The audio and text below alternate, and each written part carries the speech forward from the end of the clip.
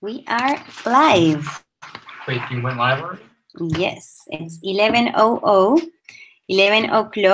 and we are so far Randy, Joe, and me. So let's give the rest of the team a few minutes before. Yeah, we had to send out a new link, so it might be a while before people join the call. Hi, Randy. How are you? Hey, Natalie. I'm doing well. Hey, Joe. Hey, Randy. You two are in the same room, so you'll have to be conscious of your microphones. Yes. Yeah, I've turned off my sound and my microphone.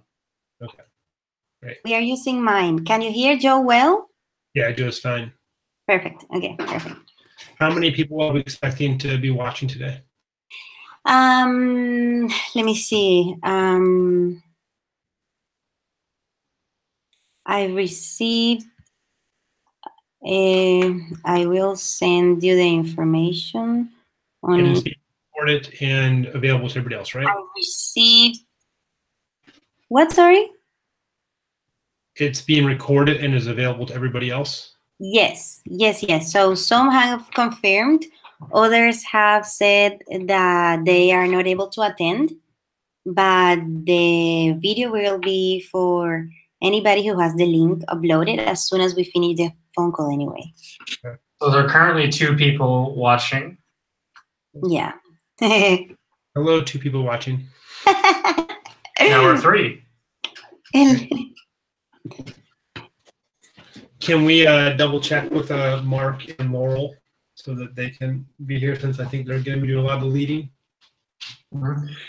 So Randy, because you can only be here for the first 30 minutes, we thought it'd be best if you lead the beginning of the call, especially since the beginning of the packet is about what Blue Frontiers is and mission, everything like that.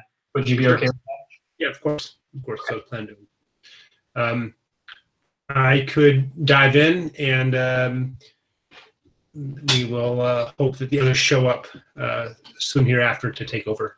So I think that most people who are watching had the chance to have a interview that I participated in and got the opportunity to hear more about why we're doing this contest and Blue Frontiers and our relationship with the Seastate Institute and New Hans and Startup Societies Foundation. But I will do I'll rehash it just for the sake. So I've been I'm a co-founder of Blue Frontiers, and I've been involved with the Seastate Institute for 7 years. And we have been looking for locations to this very first Seastate. We got a little feedback. Hey, Laurel. Hello. Hello. So far on the call, we have myself and we have Laurel who's joining, and she's one of our persons at Blue Frontiers who's been leading the contest with us, as Natalie Meza Garcia, who is both with Blue Frontiers and New Hans, and of course Joe McKinney, who's with New Hans and Startup Societies Foundation. So we're all working in this big circle together where we think that the world and humanity could use new opportunities for new societies, and that in my area of seasteading, we think that it would be best to try some of these new societies at sea. One, for the opportunity to be modular. It'd be easier for us to build floating homes and floating businesses that can then be interchangeable, and therefore a society can grow more organically and people can sail their homes from one society to the next. And also for technological reasons, we think that there's a need to have floating cities that are resilient to rising seas. We know that there's energy available in the oceans and food available in the oceans that aren't being harvested properly yet. And we'd rather see the oceans used more consciously rather than just as a hunting and fishing ground or a pollution grounds.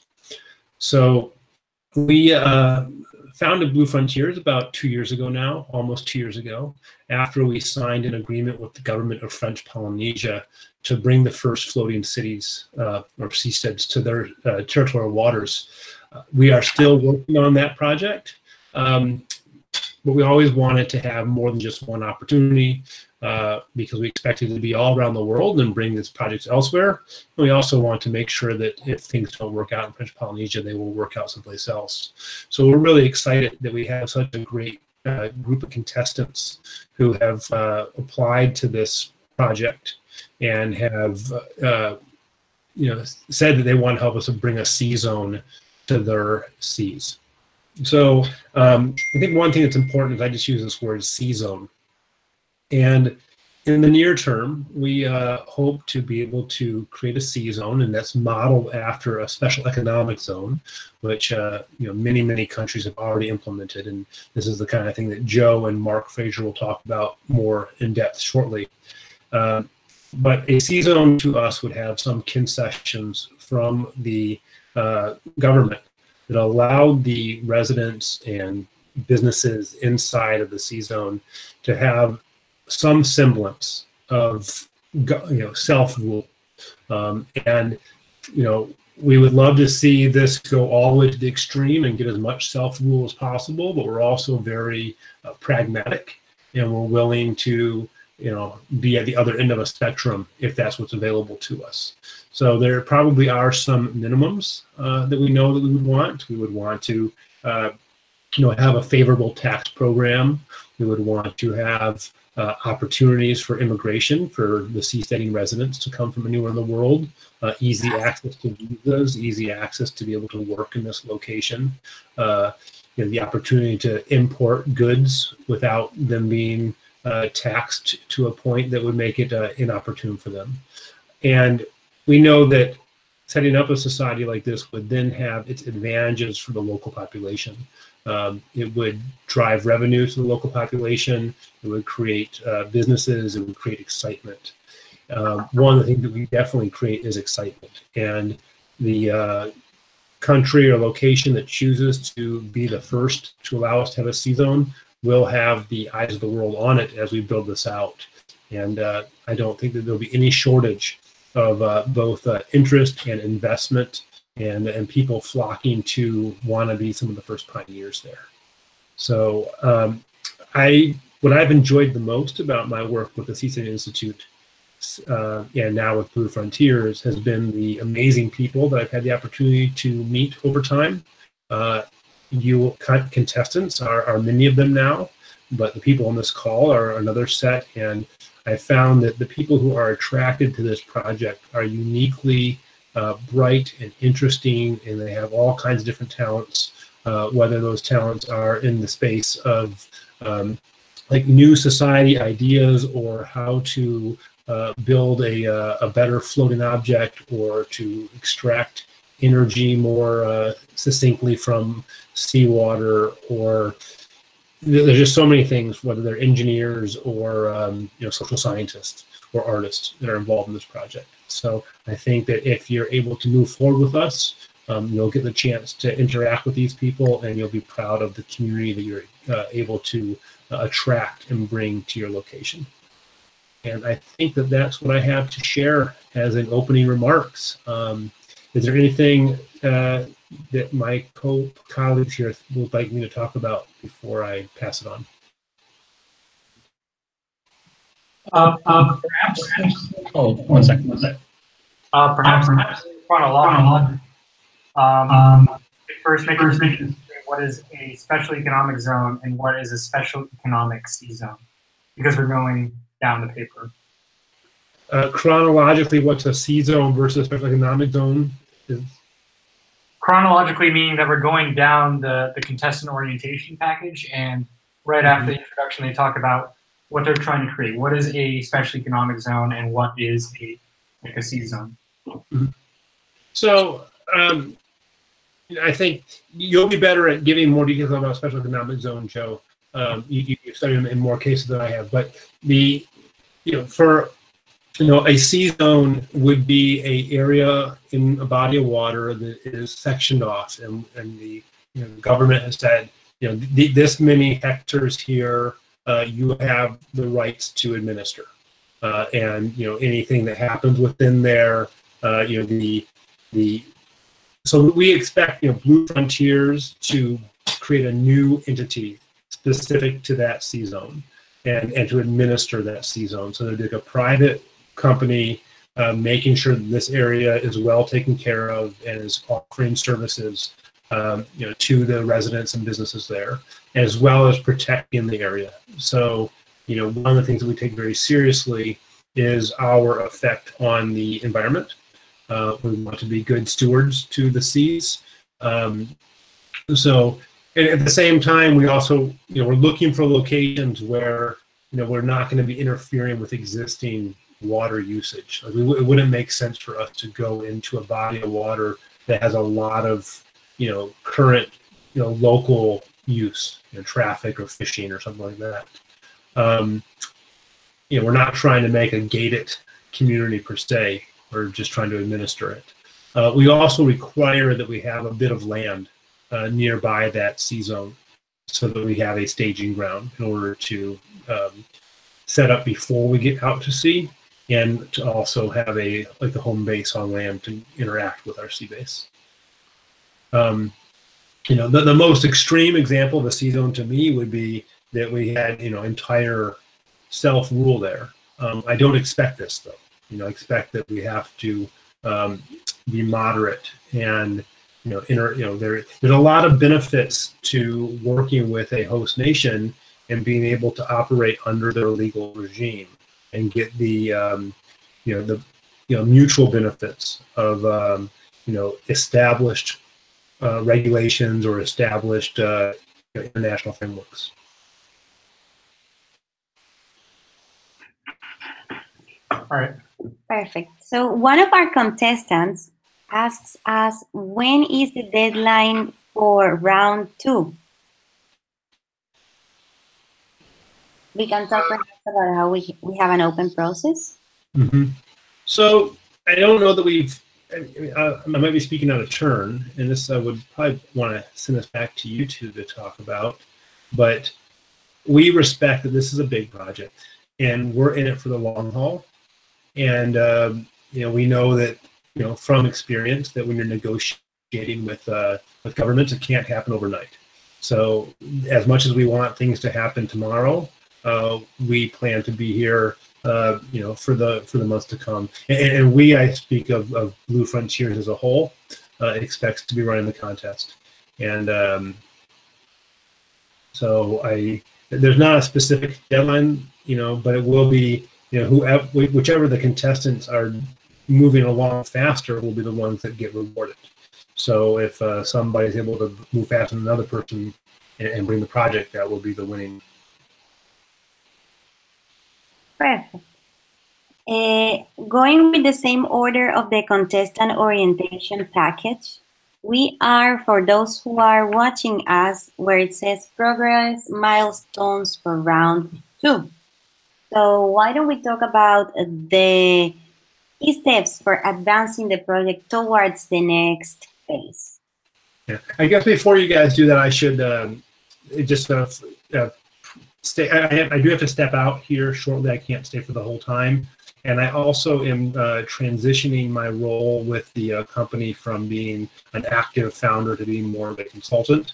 So my face will be less involved, and the other people on this call will be the ones you see mostly as you work on the project. So it's been a pleasure working with you, Randy. Thanks, Natalie. So going back to the contestant orientation package, Mark, who we don't yet have on the call, did a very good land zone document for us, so we can leave it for when Mark joins us. So why don't we talk of the requirements? So? Sure. Before I move on, I'd first like to mention a little bit about why New Hans Network and Startup Society Foundation wanted to get involved in this project. Like Randy, Startup Society Foundation and New Hans are very interested in experimental governance. But a lot of people that are involved in our project have realized some commonalities with problems that zones have. Mainly that they come from outsiders or perceived to come from outsiders. So that obviously causes a lot of tension. Also, on the zone developers side, it's very hard to reach out to individual governments that you're not familiar with and have to go to them. What Mark Fraser calls is pushing on a string. What this contest does is that it allows incentivization of people like you, people who are aspiring entrepreneurs and risk takers, who can go out there and secure a concession from their local governments, so that, you know, solves two problems. One, it creates a grassroots support for a special economic zone. And two, it allows you to more effectively secure concessions and going out individually. So that's what sort of our interest is. And all of you have come from all over the world, have amazing stories, great work ethic, seemingly great character, and have a clear-cut plan. So we decided that it was great to send you on to round two. And as was mentioned before, each of these rounds is a rolling admission. However, whoever reaches to the final round first will be the winner. So it is important to reach each of these steps. The point of the round isn't necessarily the date. It's about the deliverables that are necessary to get to that point. So let's right now talk about the deliverables for round two. So the first is to find out active SEZ and tourism developments in the country. The point of the tourism developments is, for a lot of countries, it's a really good way to get revenue. That's low-hanging fruit. There's a lot of other revenue with developing special economic zones, such as having a whole city, having a whole economy of scale located in a geographic area, which helps out other parts of the economy, like a real estate or an infrastructure, etc. But you need to have a first win early on, and a lot of these C zones, especially, will be especially adept for tourism. There's nothing more beautiful than seeing a floating platform. It'll be perfect for tourism. The reason why you want to get a lay of the land when it comes to SEZ developments is because you have to know if there's precedent. If you know that zones already exist in the area, you know that there's been a process that these zones went through in order to achieve their zone status. Whether this is there's some sort of legislative body, or there's some sort of legislation, or there's, in the ideal scenario, is a one-stop shop that is the zone authority that gives zone status. You can find that out by finding out existing SEZs. You can also find out more or less what's possible when securing your concession agreement. You may be able to reach out to people within that network to see if they're willing to help you and be partners in this effort. So that's the reasoning for getting that deliverable for round two. The second one is finding 2 or 3 local organizations willing to express support. We'd like to get that in a brief video or written statement. The reason for that is for a similar reason for starting the contest to begin with. There's been this continual problem with making special economic zones, that it's been outside organizations that have been pushing out the locals and been seemingly or actually working in their own interests. What this does is make sure that the interests of locals and the objectives of the special economic zone are completely aligned. 2, it demonstrates more trustworthy organization if they are actively engaged with locals. And if you have 2 or 3, I mean, 1 can be a fluke, 2 is less likely, 3 is usually the charm. And if you have a written statement or a video showing vocal support for it, you're going to get a lot more trust from locals and from governments. Because ultimately, governments, you know, especially democratic ones, they have to, at least tangentially, have to abide by the will of the people. And if there's support from it, either from voters or from businesses, they're going to want to support it. It is important also that at least one of these organizations is an environmental NGO, because they usually have done previous studies or know the specific environmental circumstances of the area, and also have an interest in protecting and preserving the ocean or the lagoon or the location, the possible location of the season. Other examples include local celebrities, local religious leaders, politicians, businesses that are well respected. Those are what in the zone industry, they have a category called stakeholders. And stakeholders can be a medley of things. They could be, politicians, they can be locals. And there's also some of the stakeholder that doesn't have like hard power like a politician does, but has a lot of soft power, has a lot of influence in swaying the opinions of locals and the politicians. And these are these sort of local celebrities. For those would be a really sweet point. Yeah. It is a very good point that you mentioned, Joe. If you know any celebrity who would be interested in being a pioneer in seasons, it's great for the public relations to get them on board. Agreed. So next point, and this is actually the most important part of these milestones, is getting a general letter of interest and support or a preliminary memorandum of understanding from a government. So this is the initial first step towards securing a concession agreement. It is a demonstration of, as in the word, of interest from a government in possibly pursuing this. But let's be clear, this is not a legislative act. This is not binding at all. If you get an MOU or a letter of interest and support from a government official, that doesn't mean anything. They can break it at any time. It's just a public declaration that they're willing to explore it. So any talk about a C-zone is going to be very general, not specific at all, but it is a good point moving forward, and you can share it with other stakeholders to demonstrate there is support. Another thing to consider here is that you're going to be going from like different levels of government. As you probably already know, there is different authority for creating a zone or in governance based on different levels of a federal structure. There is a local government, like a municipal government, like with a mayor and whatnot. There's a regional government. There's usually a federal government. Perhaps there's even a super national body like the EU, for instance, that you have to contend with. Yeah. So as long as it is local and above, a letter of interest and support and memorandum of understanding would be acceptable to Blue Frontiers. However, the best way to move forward is if you have MOUs and letters of interest from each layer of government, because in many cases, if not most cases, you're going to need support from every single political layer. So if you can demonstrate in round 2 that you already have that possibility lined up, then you're in a very good place.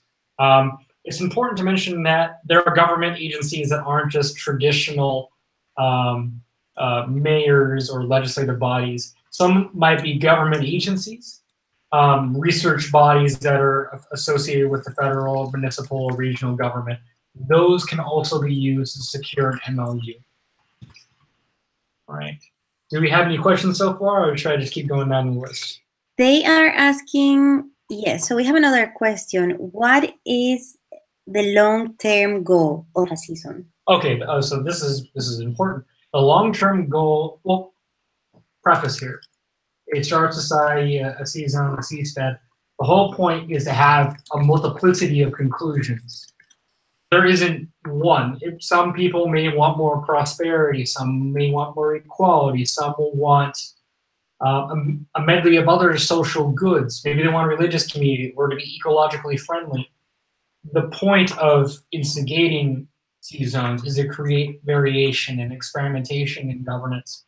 But the point of establishing a C-zone, at least initially to have like a demonstration project, is to attract people because of the regulatory framework and the tax framework that would be attractive to businesses and make an ecosystem of entrepreneurs that can be economically self-sustaining, that can attract people to the C-zone in question, and also to attract people to the idea of C-zones in general.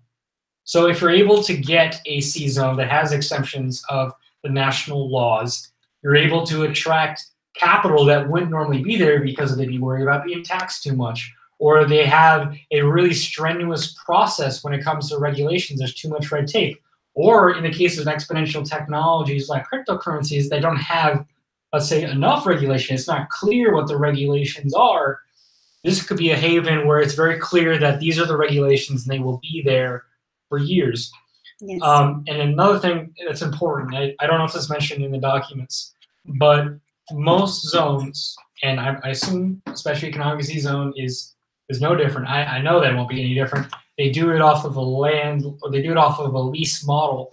So in order to make sure that entrepreneurs are comfortable, they take a model that many miners use and people that normally extract commodities from land. They secure a lease agreement that goes 25, 50, 100 years. 50 or 30 years is pretty much the minimum sort of lease you will have to acquire for a zone. The ideal is a 99-year lease. So with any agreement, you're going to have to go with that. Okay. All right. Oh, what was the other question? Yes. What are some successful examples of special economic C zones or special economic zones in the world? So C zones, you're kind of lucky because you're the spearhead of that. There has not been any such successful cases because it's a very, very new designation. So you're part of the vanguard. Enjoy it. And I am positive that at least one of you will be able to secure one. I agree. In terms of special economic zones, they're eating the world. So Tom W. Bell calls them the quiet revolution. There's at least 4,000, more likely 5,000 or 6,000 special economic zones in the world. It's 5,225. Yeah, and they are causing an enormous amount of economic growth. About 40% of Chinese people now live in zones. The common example that's used in almost every example of a special economic zone is the case of Shenzhen. So Shenzhen, immediately after the Great Leap Forward and Mao Zedong, Deng Xiaoping tried to do reforms, but he couldn't do it on a national scale, so he picked 4 cities. One of them was Shenzhen, which was close to Hong Kong. They gave it better regulatory practices, property rights, lower taxes. And within 30 years, it moved from a fishing village of 30,000 people to a city of 18 million with the same gross domestic product as Vietnam, Portugal, or Ireland. So pretty tremendous growth. Dubai also economic zones as a startup city. Shanghai has a special jurisdiction status, same with Hong Kong. So they're thriving. There's also a lot of, in Europe, there is the Polish special economic zones. In Mexico, they have a couple of thriving ones as well. So those are the main examples of special economic zones. And there's a couple of special jurisdictions with on floating platforms, but they haven't been terribly successful, mainly sea land. What are Mark, what is a land zone? This question goes for you. What is a land zone? Sure. Well, Joseph did a beautiful job of summarizing the amazing effect that these special policies have had in turning back, lagging areas, economically lagging areas that within years brought them to the attention of international investors in large ways. And I wanted to raise an example in Mauritius. My first trip there was in 1984. At that time, the country had just a handful of these, what they called export processing zones, land zones that offered tax holidays, customs duty relief, very predictable investment approval procedures. And what happened over the next 8 years, by 1992, a country of 1 million, very ethnically diverse, one that was by many measures never going to make it, according to outside observers from the World Bank and elsewhere. Within 8 years after the EPZ, Export Processing Zone version of the land zone, was instituted, the unemployment rate had dropped from over 22% to less than 8%. Effectively, that single-handed introduction of the EPZ policies, this land zone policies, wound up all but eliminating the historic poverty and high levels of unemployment.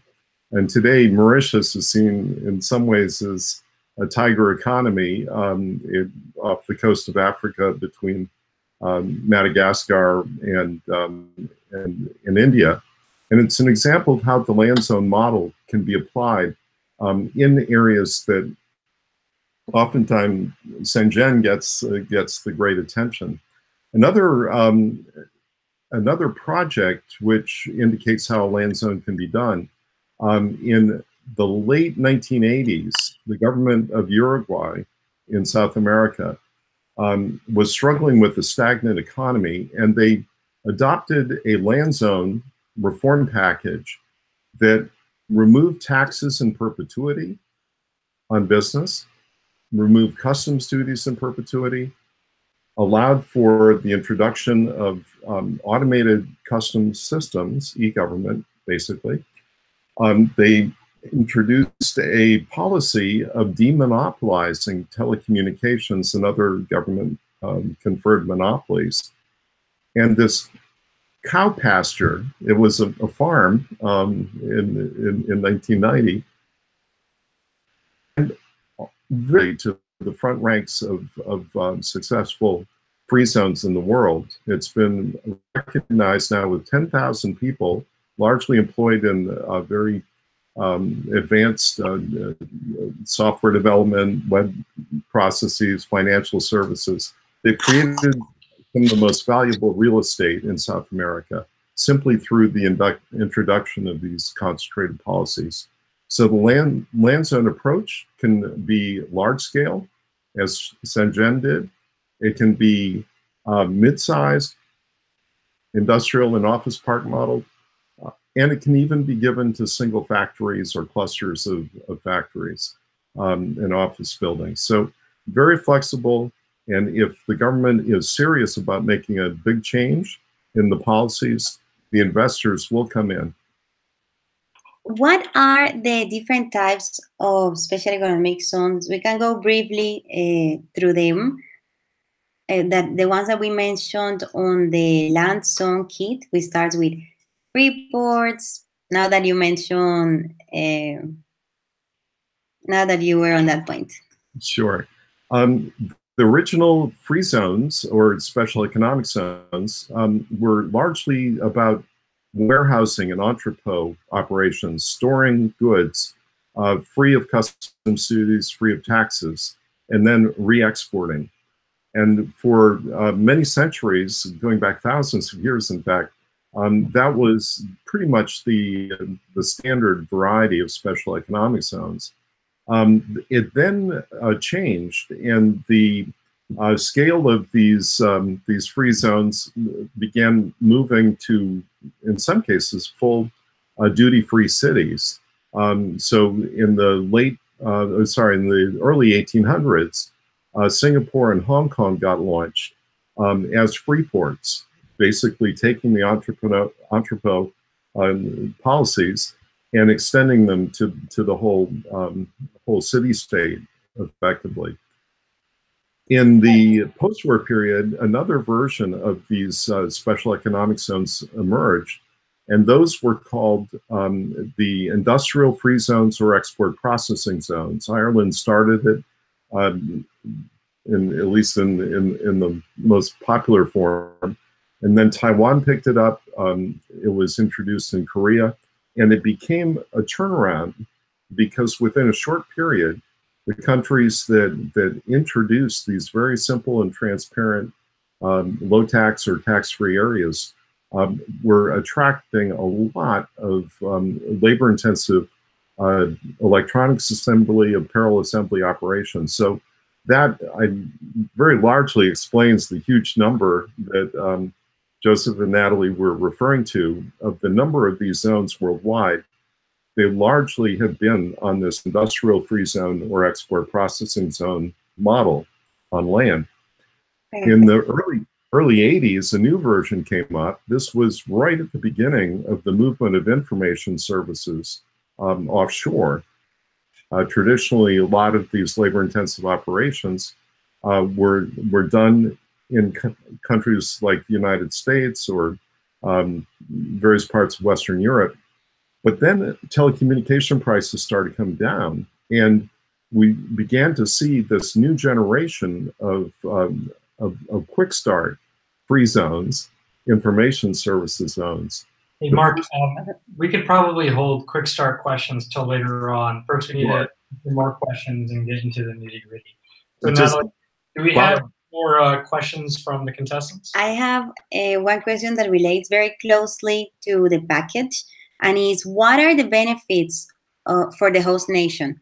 Why would our contestants embark in this route towards building together with their host nations a season in their proposed locations?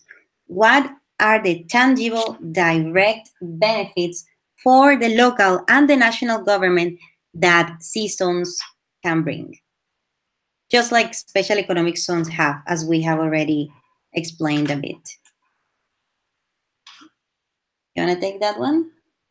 Yeah, sure. So one thing that you want to get across when you're negotiating with states about this is you have to have a tangible benefit for the citizens. Most common practice for special economic zones is a land lease model, in which you have the zone developer, they have a large piece of land, and then they further lease it out to larger developers, and they sublease it out to smaller developers, and then people down to the housing level. So what you can do is that you can give a share of that land lease revenue to locals so that they can vote on initiatives for education or healthcare, whatever. It's really, the ideal scenario is that they would directly vote rather than giving shares only to government. Now, it's important to give government a share in order to have buy-in, but make sure that there is a community initiative that directly benefits them. Of course, in a C zone, they don't have land, so it's not land lease. It's more of a platform lease or a C zone lease, but the same economic principle remains. So do we have any more emails from contestants, or should we move on to the document? I'm sorting them out depending on the subject. So let's go ahead with the document. Okay, let's do that. Let me see. So I'm going to play devil's advocate. Okay. I'm going to play devil's advocate here. So if I am a host government and one of the contestants comes to me and says, why should we build this here? Each one of you, my team members, which one would be your straightforward answer?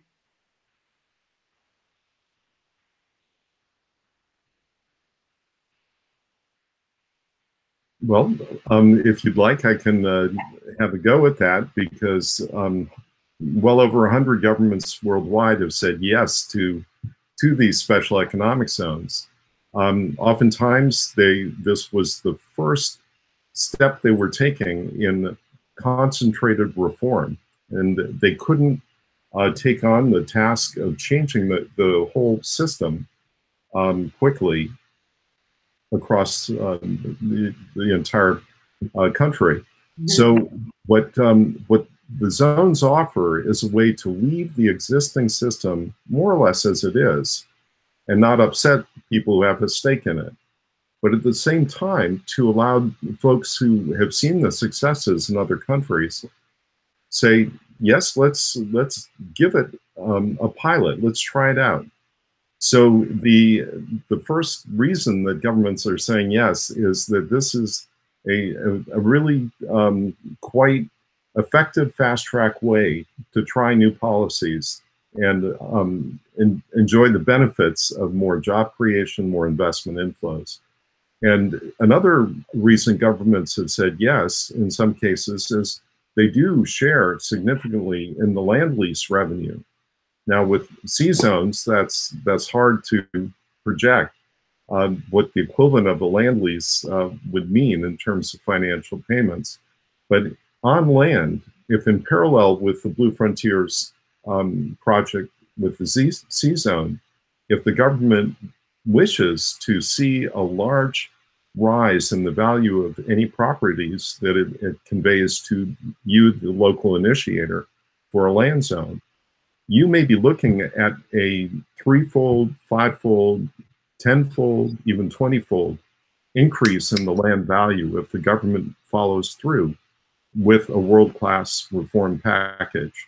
And that gives a lot of benefit to the government and also to you as the initiating partner who's receiving the land, and then with the government's help, seeing it become a world-class investment location.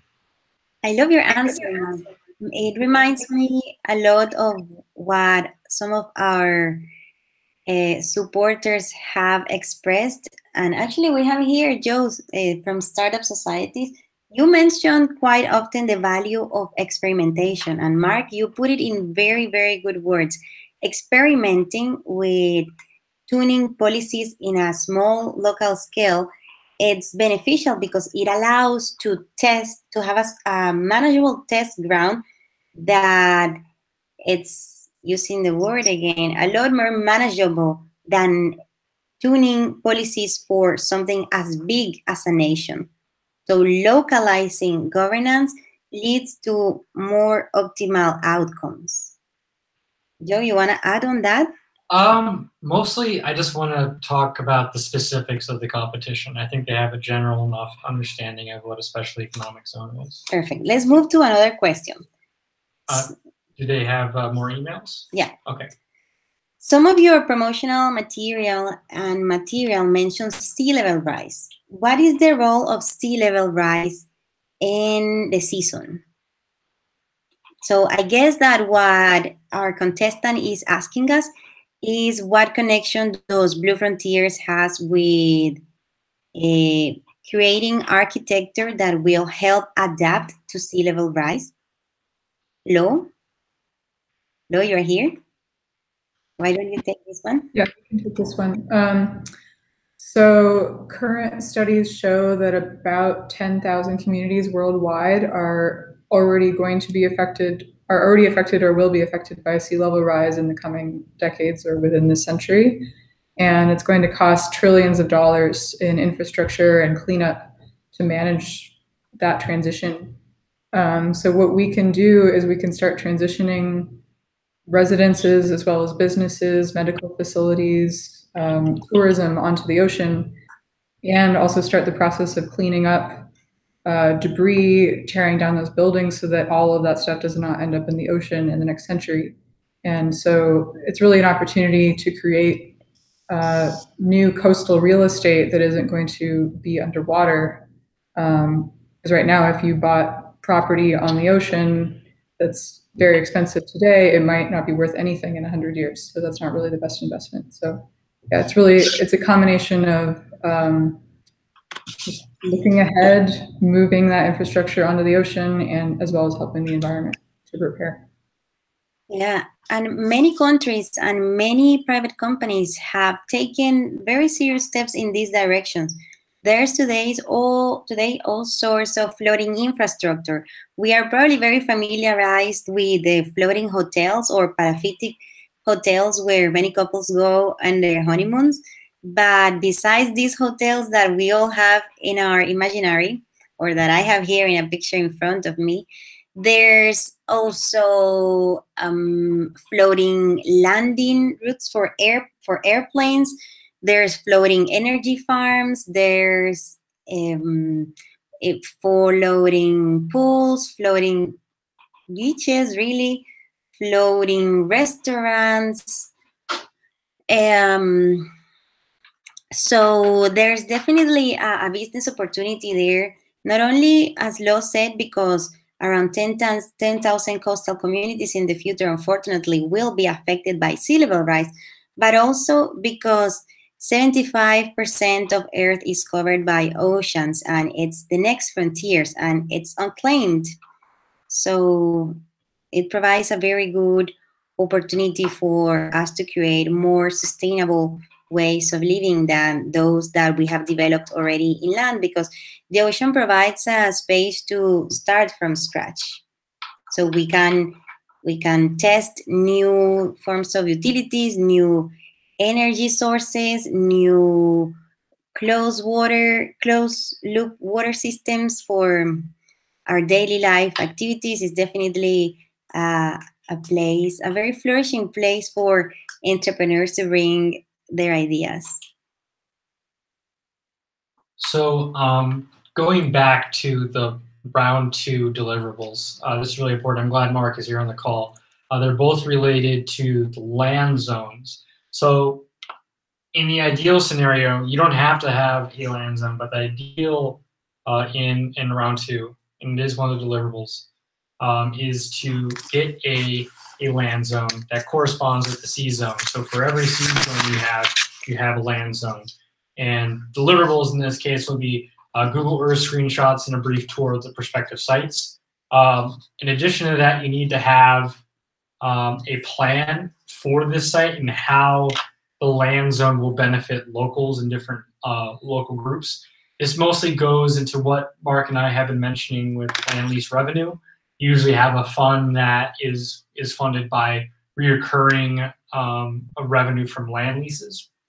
And they can use it to vote on different initiatives, or it goes directly to the government of their choosing. But the point is that you all have to make a plan in order to make sure that happens. And the cool thing is with SEZ developments is that often these land zones will increase their land value by 5 to 10 times more than what they are originally worth.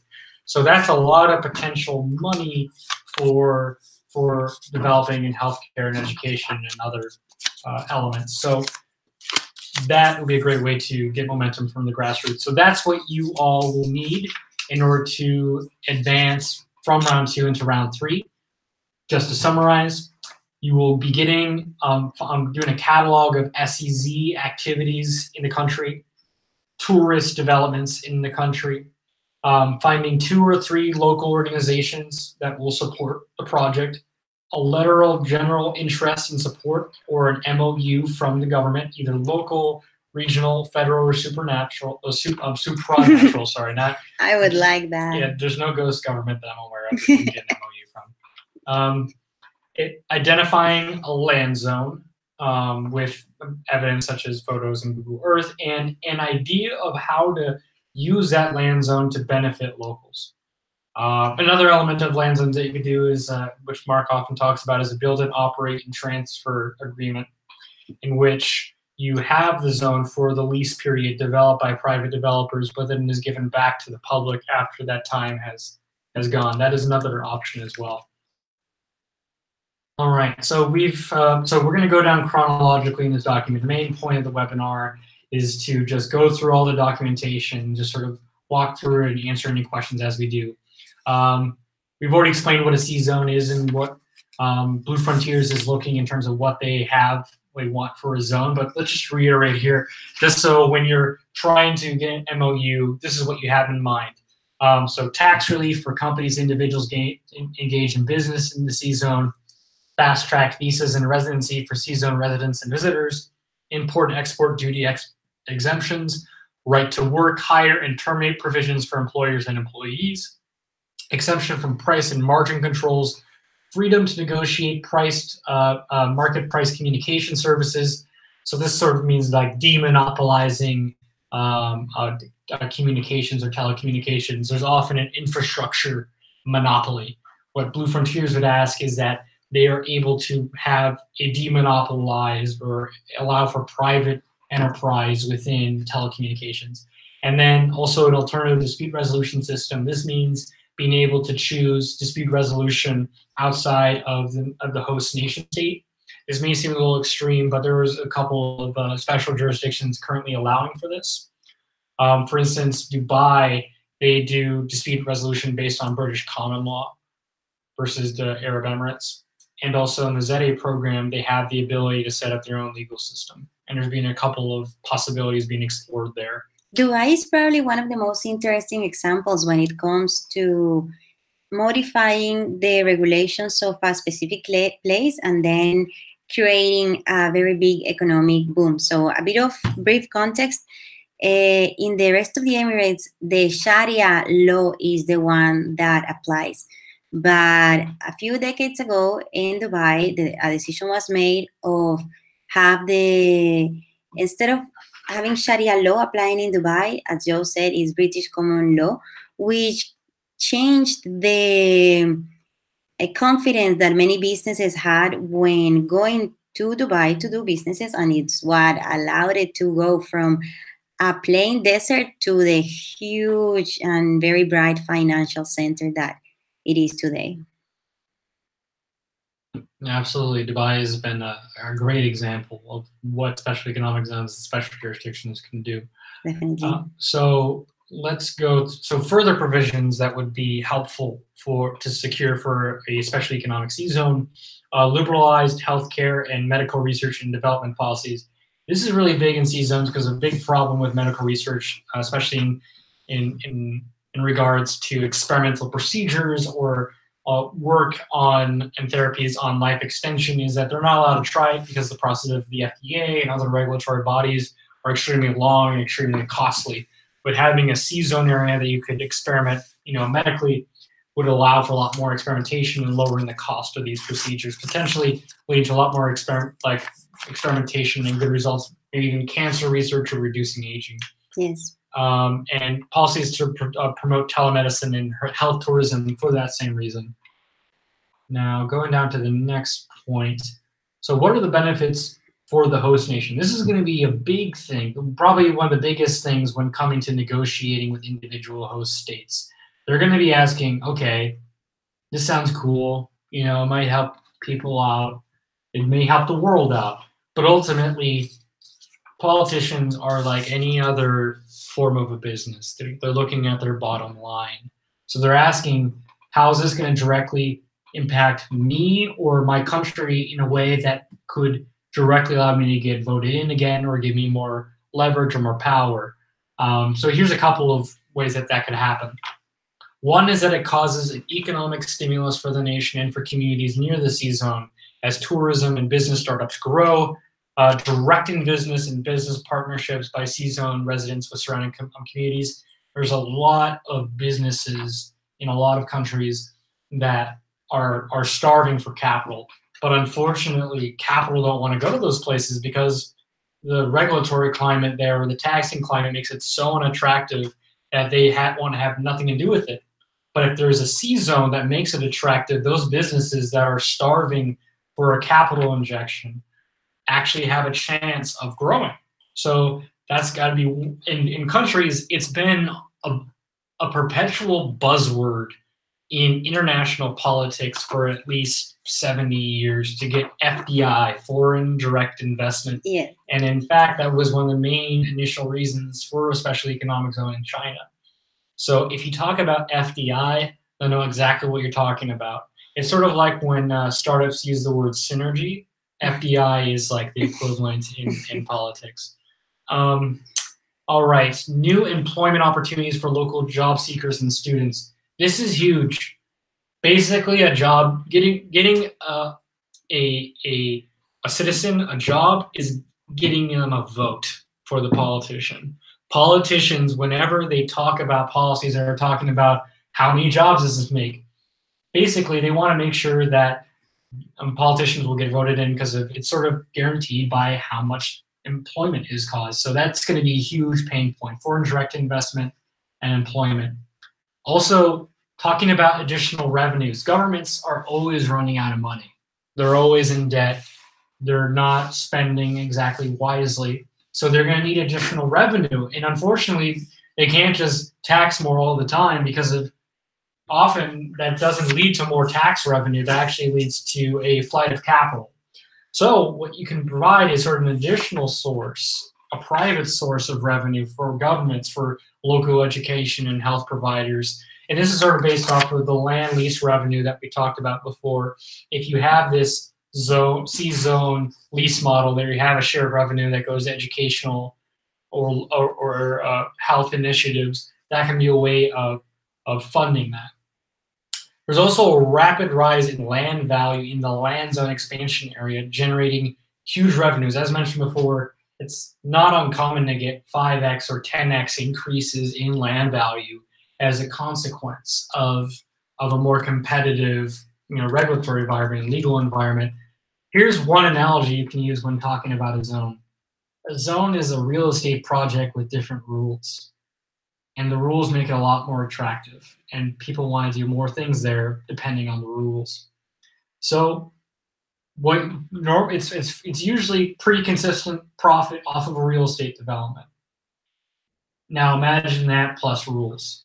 So you're going to get a significant rise in that, and that's going to be attractive to a lot of people in government because of a lot of the stakeholders in government are either influenced by real estate companies, which are big businesses in the area and often donate a lot and have a lot of weight, or they themselves are involved in real estate. So if you talk about it from a real estate angle, you're going to get a lot of attention from local stakeholders. So that's very important. All right. So you also talk about the technology sharing of sustainability projects. There's a ton of countries that are trying to, quote unquote, develop more and are trying to catch up. There's always this technological race. There's a couple of economic theories that even say that countries that are in this stage of capitalism, it's harder for them to reach that technological progress without a bunch of government intervention because of the huge capital needs that are necessary in order to reach the technological level of, let's say, the UK or Singapore or Germany. Special economic zones and C zones provide a way to reach that level of technological gain without having to deal with direct government intervention, because they provide a policy framework that makes it attractive to exponential technologies. Products that can be helped by a better regulatory framework, a better legal framework includes solar energy, ocean energy, waste treatment, clean water, and digital technologies. And most of those, as you just heard me mention, are specifically geared towards things that you need for everyday use on a seastead. You're going to want to use solar energy or ocean energy and waste treatment when those are basic necessities when running a floating platform. And also, those are pretty highly regulated energy and is extremely regulated. In fact, this is an important thing to note. One of your biggest pushbacks is not going to be from government per se. It's not going to be from locals. It's going to be by infrastructure monopolies. It's going to be telecommunications. It's going to be energy. They make a lot of money off of being the sole providers of energy in telecommunications.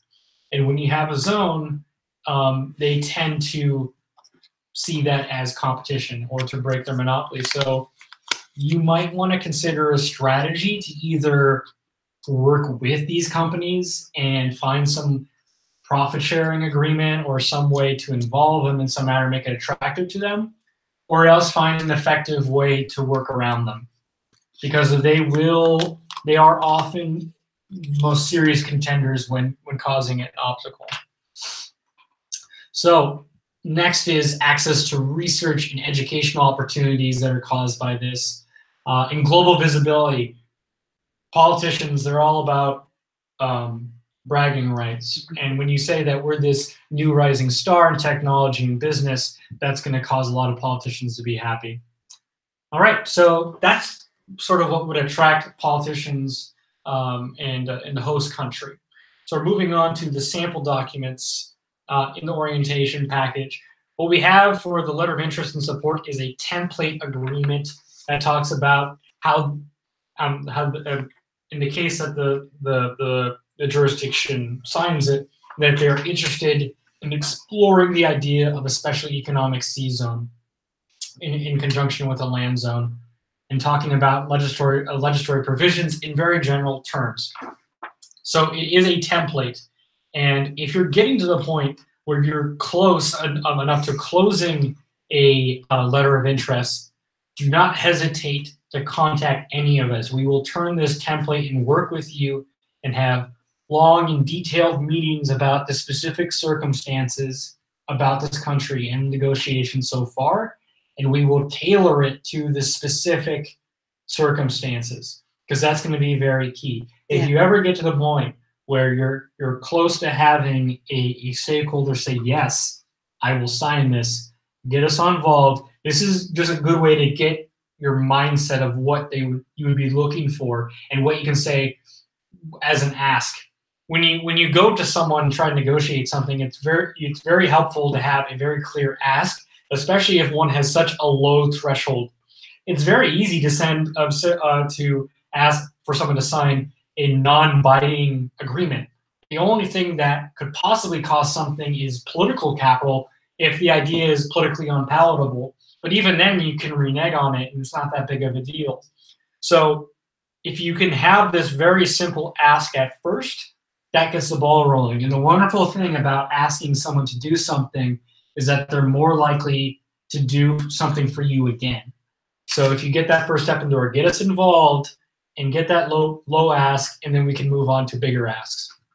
All right, so the next an important point to mention now that you say that, Joe, is this video will be uploaded automatically as soon as we finish the call, and we'll follow up with emails this week so that we continue our meetings and monitor closely the progress.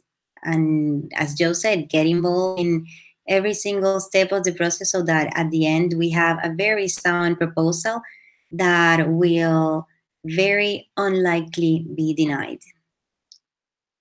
Exactly. Keep us involved. We're here to help. That's the whole point of the competition. We're here to support you. You are not here by yourselves. You have a whole team of people behind you, people with connections, people with experience, people who are passionate about this and want to make sure that you're successful. So do not hesitate. So moving on from the letter of interest, the next level above that, as I sort of mentioned, it's easier to ask for the next stage. The next stage is the MOU. It's seen as a more serious commitment, a step above the letter of interest. It's still non-binding, but it's still more serious. And it talks a little bit more specifically about a sea zone and a land zone. And there's an example of a preliminary MOU listed in the documents. Blue Frontiers is actually really famous for, well, actually it was the Seasteading Institute, but Blue Frontiers that it's executing it. We're securing an MOU with French Polynesia. That's what sort of started Blue Frontiers. So an MOU indicates seriousness, and that's when you can get a lot of partners involved. And we're going to need to be even more closely involved at that point, because an MOU means that people are willing to come to the table. And as I mentioned before, we're willing to help you edit and work with the template. We're going to have to be even more involved in that case. I mean, obviously, you have to take the lead. You know the circumstances. You have the connections. But we want to be there to help you in any way possible. All right. So we have here Mark Fraser as part of our team. Mark has over 50 years specializing in special economic zones, and he's worked in over 90 countries. He actually has been involved in 3 seasteading attempts, in the biggest ones that have taken place, and now he's here. When he was just 19, by the way, Mark did a very similar competition to the one in which you are partaking right now, and they managed to get 12 contestants from all around the world to propose to their 12 governments from all around the world to agree that they would be willing to host a spaceport to launch rockets. And the final location was Liberia, in the ocean of Liberia, and the president of Liberia, Mark, I'm sorry for telling the story for you. And the president of Liberia was ready to go to the United Nations and say, I want this. And then, well, I thank you, Natalie. This does bring back a lot of memories. It was indeed what brought me into the free port and free zone world, where I have spent now over 4 decades working in many countries. But the idea did come when I was very young that if there was a dramatic opportunity, one that many countries would want to respond to. Actually, I was a little older than 19. The idea started to hatch when I was 19, but actually, when the contest was launched, about 7 years later, there was an enormous response, partly because we had some leading figures, Buckminster Fuller and astronaut and 4 or 5 very well-known people concerned with space development. But the response was extraordinary. We proposed a special economic zone that would share the revenue in part from the land to help countries worldwide get access to the benefits of space. And the response was very extraordinary. It was a little bit ahead of the market. Today, there are many entrepreneurs launching rockets. Back then, there were only a handful of small companies. So the technologies have advanced. And in the case now of sea zones and floating communities and seasteading, I think we're very much at the formative stage of this next era. And this represents an opportunity for a country or communities that are ready to begin introducing good policies for opening this next frontier, to become very influential in this vast realm.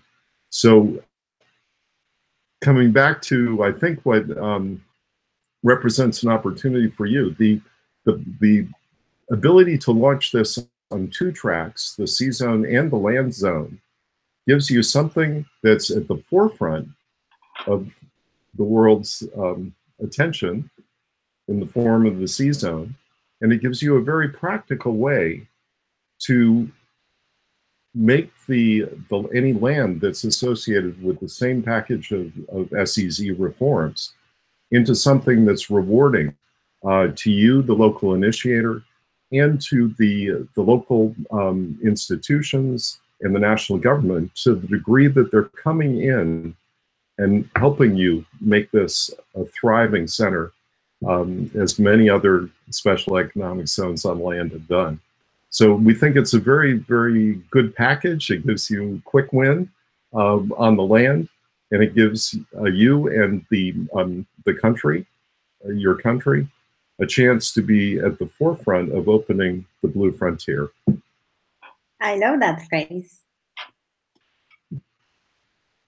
All right, do we have any questions from the audience at this point? We do. So one of our contestants asks us, creating the platform for innovation in governance must be achieved within the project or on, okay, I'm going to paraphrase. Our contestant is asking if creating the platform for innovation in governance must be achieved or be the aim or goal of the project, or if it is something to start experimenting with, but not necessarily it needs to be achieved in its fullest during the project. The way I'm reading it is they're asking, do you need a concession agreement to be part of the competition? And the answer is yes. There are plenty of companies that make floating platforms, and there are plenty of places to make floating platforms, which makes it attractive and actually viable economically. To make it really exciting is that you can experiment with governance and you can attract capital, you can attract businesses. So that's precisely what this is, and what you as contestants will be rewarded in will be securing a concession agreement. You will not be rewarded for creating a floating platform.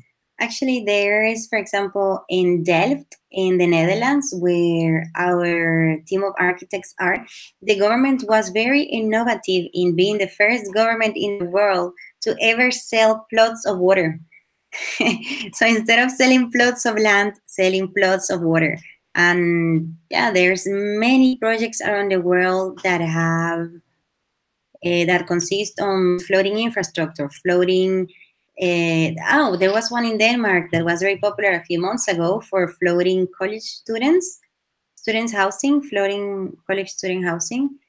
That sounds like a terrible idea. I'm going to be honest. No, to be honest, it's very beautiful. It's made out of containers, it's way more beautiful than how it sounds. I'm just thinking of drunk college students falling into the water.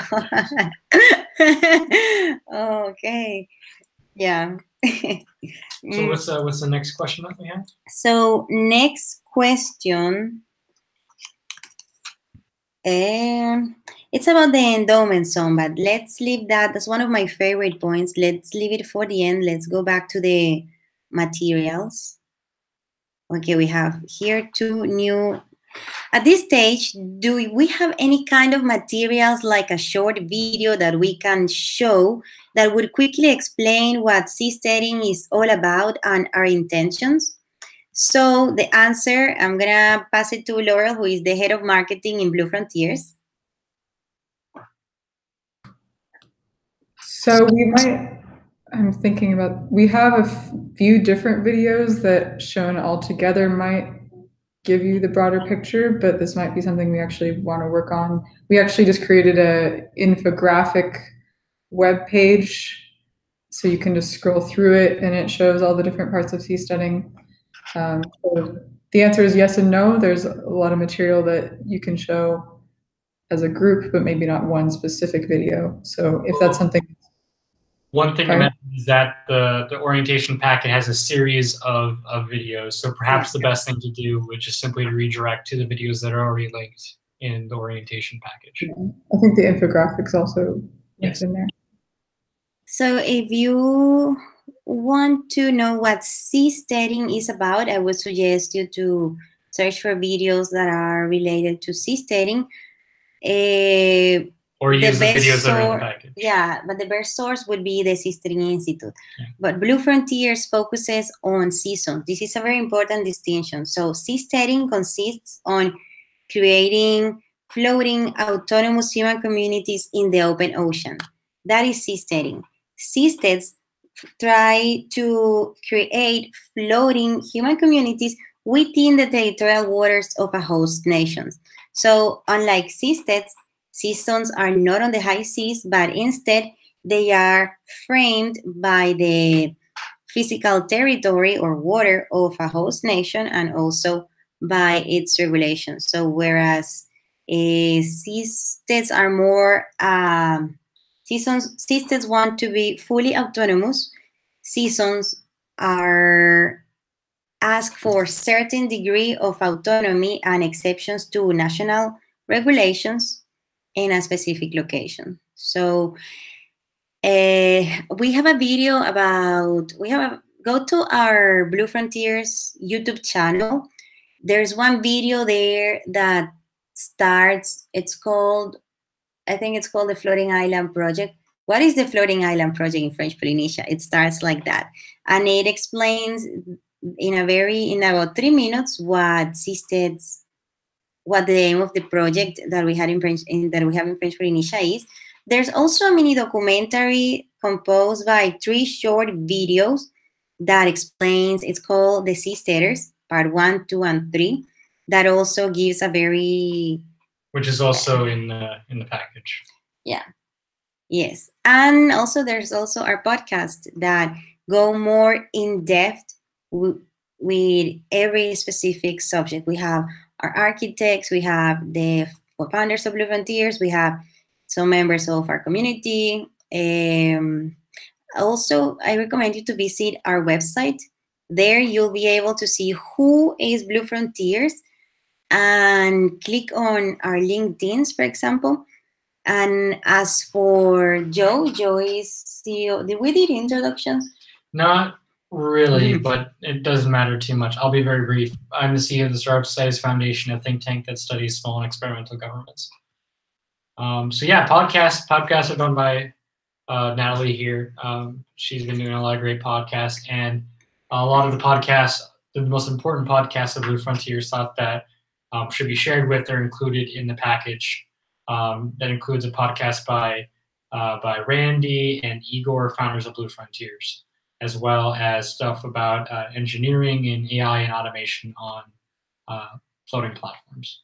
Which is about the technological possibilities of seasteading. And here Mark reminded us to mention that e-residences is also a benefit that sea zones could have. Could you expand on that idea, please, Mark? Sure. We talked a lot about land upsides. The land value is jumping 5 times, 10 times, or more if a world-class reform package is agreed to. But there's another way that revenue can flow to the benefit of government and to potentially you as the enabler or initiator, and to the community's direct benefit. In addition to the official taxes that get eased or lifted within a special economic zone, there are a lot of what are called implicit taxes. These are the delays, the uncertainty, the bureaucracy. These are a very real burden on investors and technology companies that want to come in to do good business.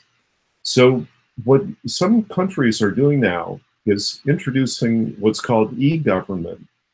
These are online systems that take the uncertainties and the frustrations out of the process of investment approvals and the permits in order to set up a productive venture.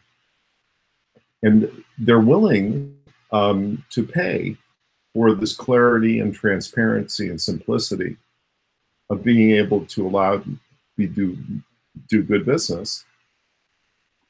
They don't want to pay the under the table bribes. Yeah. That's a very big red flag for quality investors.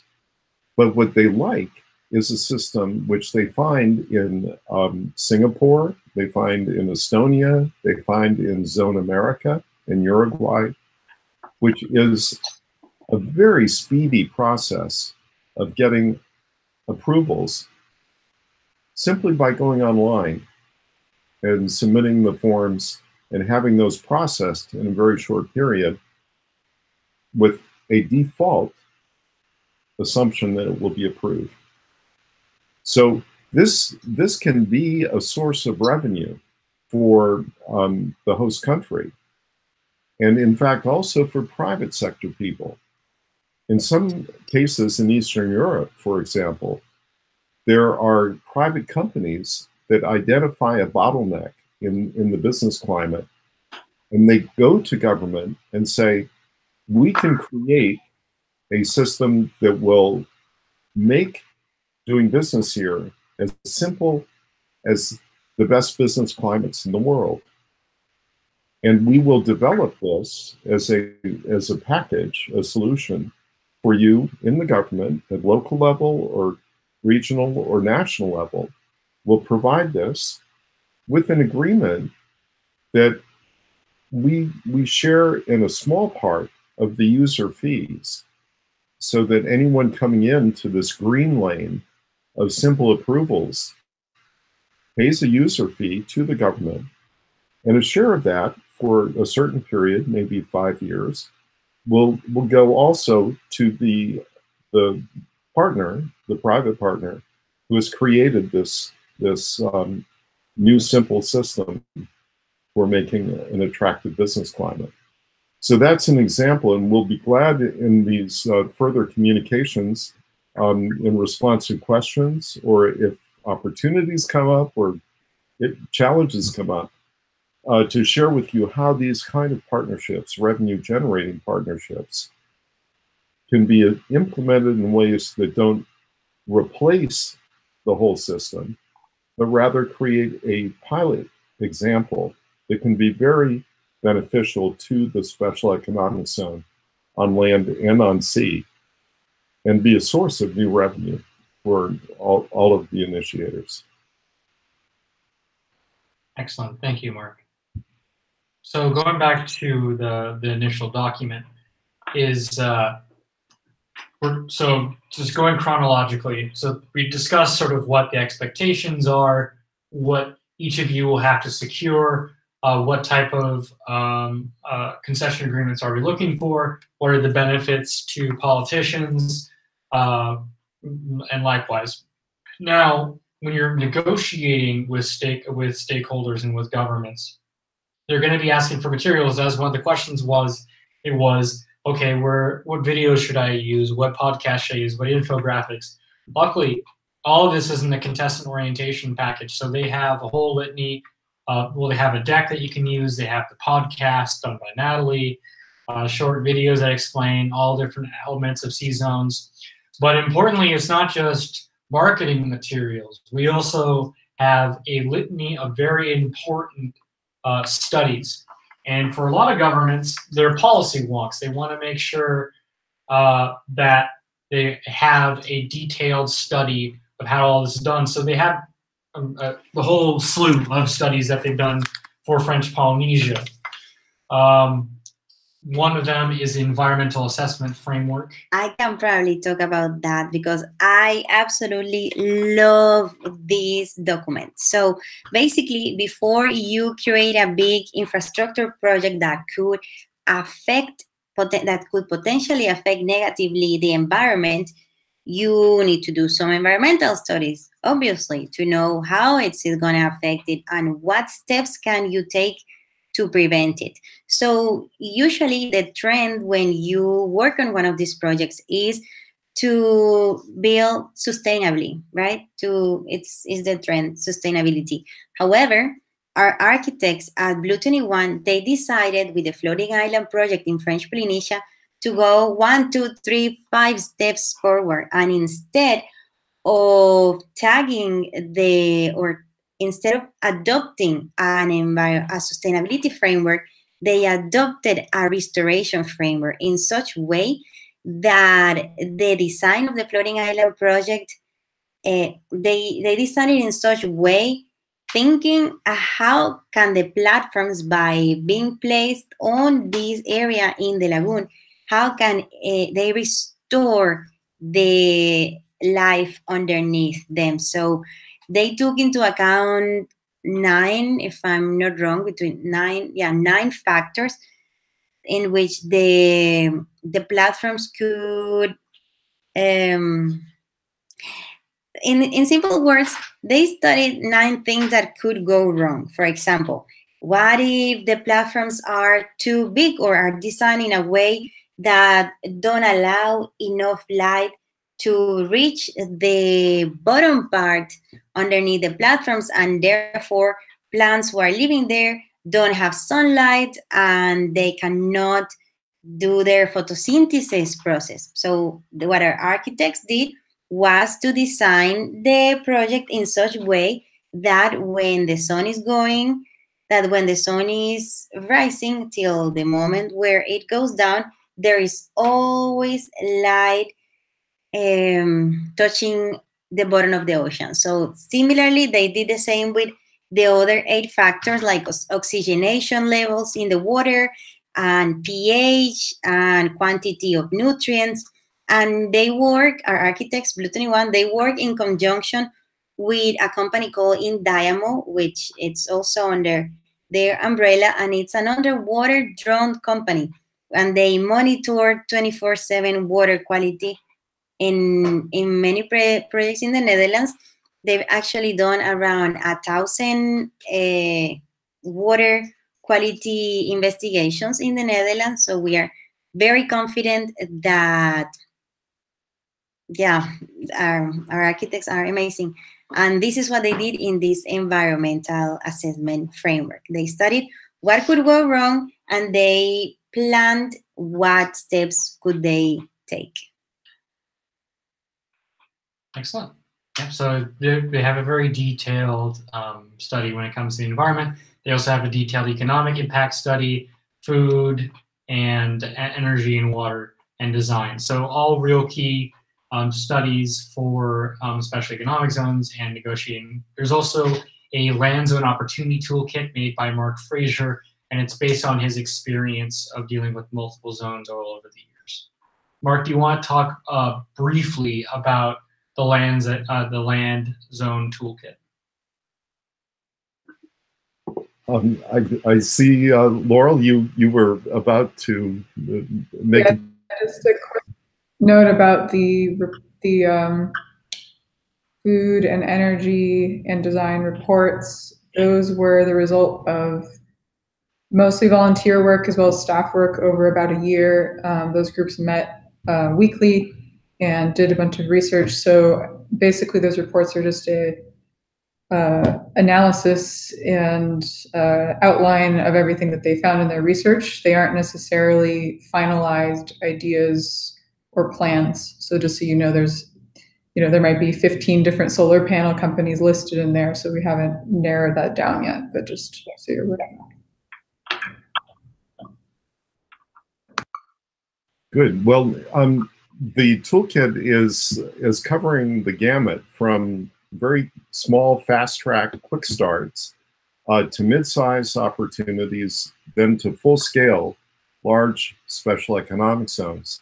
And each country will have its preferred, you as the initiator will have the best vision for what you think is going to be the best scale for land-based zones to succeed.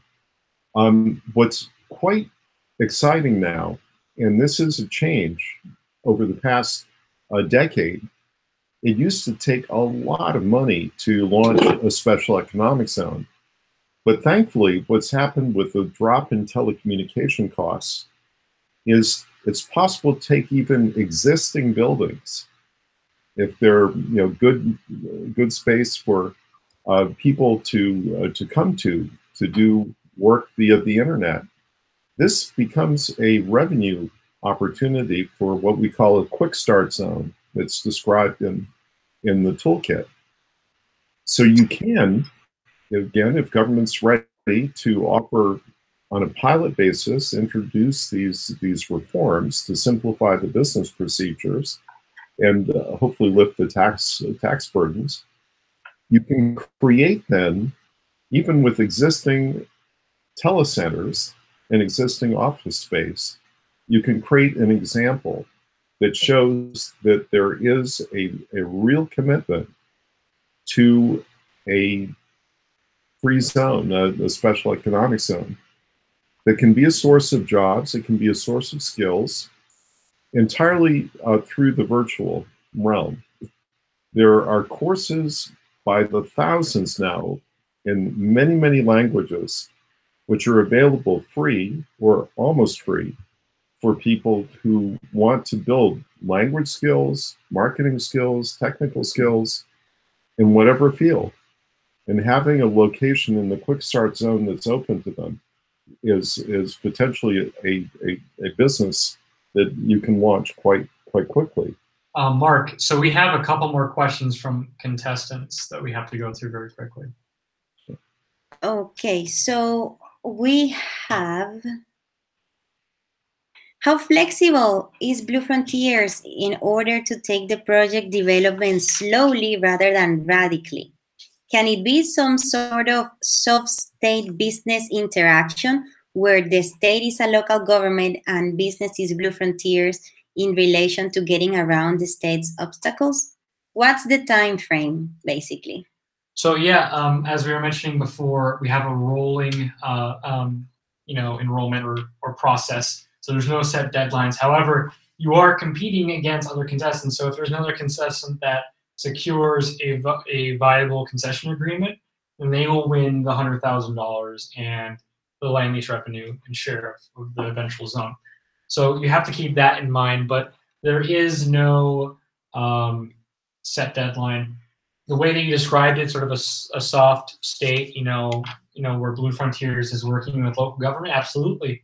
And if there's a way to do a zone purely on a local level, then that's fine. Unfortunately, or for better or worse, you have to deal with regional and federal governments. So you probably have to do that as well. But start small and start local is probably a good bet. What are the other questions? one of our contestants who asked a question earlier explained that the point of the question was to know what system is about, so that there could be an easy way to show the government what it would be. So my easy explanation of what the aim of this is to create a floating special economic zone. Why? Well, to tune the regulations at a local scale in a way that it can be attractive for businesses at the same time that you create the technologies that are needed to tackle problems that will emerge from climate drastic changes in the coming years. So, and also just show any of the material that we have in the package about what Blue Frontiers already is doing, and show, and if they need to show something about a floating platform, there's plenty of examples of floating platforms like in Rotterdam and whatnot. So our contestant is saying that there's a lot of people who are in politics who don't have time or who won't dedicate any time to read the material. So the material that we gave is for the contestants, not for the politicians. Well, it's both. So if there is material that is short, like a video or infographic, that'll probably be better than, let's say, one of those big reports. For the politicians. Yeah. Yes. But as soon as an opportunity, well, we are here to build this together. So this is very general, high level. We are going to go back to talking individually to each one of the contestants. We have another question. Should the project plan for stage 2 include the weakness analysis, as we were just talking about the architects who started from points of what could go wrong? Absolutely. And as Mark often calls them, he calls them banana peels, and they should be found out immediately so we know how to avoid them. Yeah. It's very, very important to contemplate since the very beginning what could go wrong to find the best ways of addressing them. And that's why it's so important that initiatives like that, like this one, are taken by, are created in a bottom-up way, because it is those who live in their environments, it is contestants themselves who know the nuances and the ins and outs of their possible locations. There's, for example, sometimes cultural aspects that come into place and that as an outsider is hard to grasp. But that is why local support is really crucial, and the reason why we included as one of the requisites to have a consortium of partners who support the project so that it can be as sound as possible, because it needs to be a local initiative. Awesome. Yeah, a very good question. Any more questions from contestants? I grouped them so far. Did you check the inbox? No, in this one, no. Okay. Well, it looks like we don't have any more questions, and we have gone through the document. So I think this might be a... Quickly, endowment zones. Mark. Yeah, Mark, could you quickly explain endowment zones? Sure. This gets right to the point that was just raised about the community support. Special economic zones, in some cases, have come in as enclaves or been perceived as coming as kind of enclaves of privilege. And that's very much different than the approach that all of us here are very wholeheartedly behind, which is the notion that the benefits of the special economic zone reforms can flow fundamentally to the initiators of the project, the communities as direct beneficiaries and stakeholders, and to the government, to the degree the government is providing land leases to the local initiator to make all this happen. Endowment zones is probably the most politically understandable way to present this opportunity. It's a version, effectively, of the idea of community land trusts, where, like Hong Kong and Singapore, land in their land zones is held as a commons. and it rises in value directly in proportion to how committed the government is to making it a world-class business climate. So by combining the notion of, if the government is ready to offer a partnership with you where land is brought in and that land becomes valuable with the right incentives, then you as the local initiator in dialogue with the government and the community groups can find ways that the revenue flow will go to endow, to make sustainable the kinds of initiatives in the community that you feel would be most valuable. This creates a long-term stakeholding interest for the community in the success of these very big improvements in the quality of the business climate. And so that's the notion of endowment zones. We'd love to follow up with you in terms of seeing what models specifically can be of greatest value. And for Blue Frontiers, with the focus on the C-Zone, having this kind of broad community support for deep improvements in the business climate means that the sea-based activities also can flourish. So the two go hand in hand, and the endowment zone can be a fundamental way for the community to directly benefit from the success of these policy changes. Thank you, Mark. That's a very good explanation. So I believe that we don't have any more questions from contestants, and we explained the full package. Of course, this will not be the end of our interactions with each other. We'll be constantly following up, as we mentioned before. If you get to any stage of the contest where you're working with local stakeholders and need help, do not hesitate to ask. We're all incredibly proud to be working on this project. The caliber of people is kind of shocking. Normally when you have people that are interested in making new societies, some of them aren't exactly feasible or normal, but every one of you has a strong head on their shoulders and a very clear idea going forward, solid plans, and good characters. Yeah. You know, it sounds silly, but Blue Frontiers, you know, focuses on the frontier spirit all the time, and that's what C-Sitting is. That's what C-Zones are: experimenting, trying something new, charting new territories.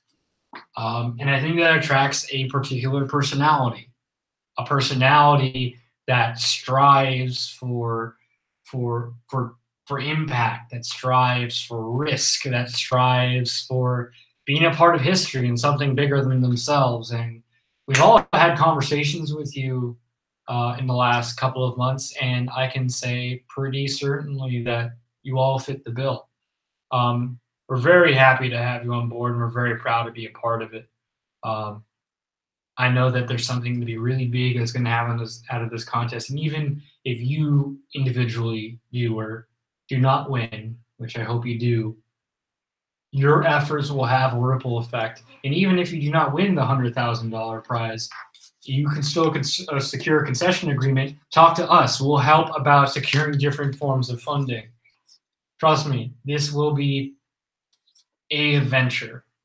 Yeah. It'll result in something, and it may be hard and will be arduous, but it will be worth it.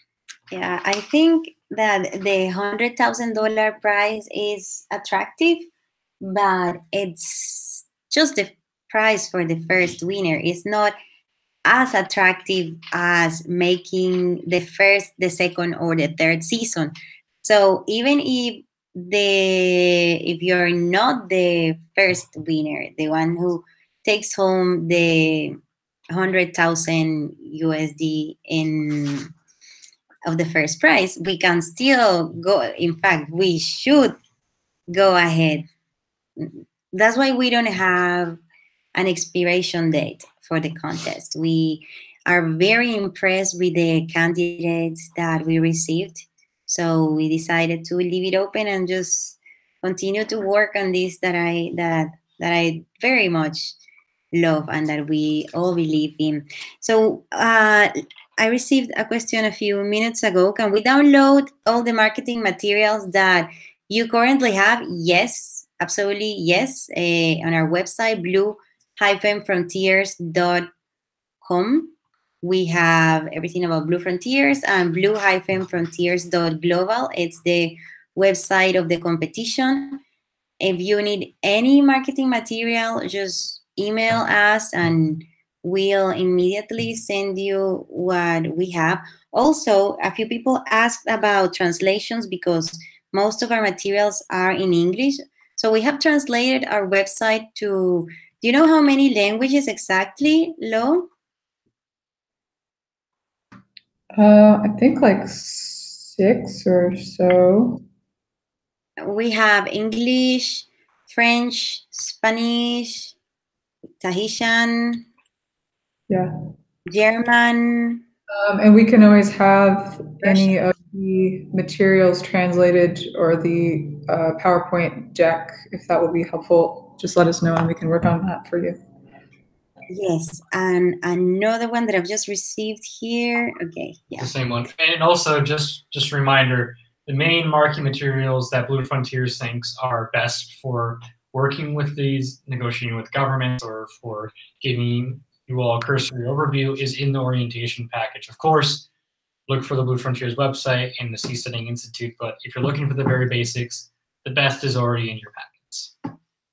And don't forget to reach out to us. We're here. All right, excellent, everyone. Thank you so much for being part of this project. Let's explore the Blue Frontier together. Thank you. Bye, everyone.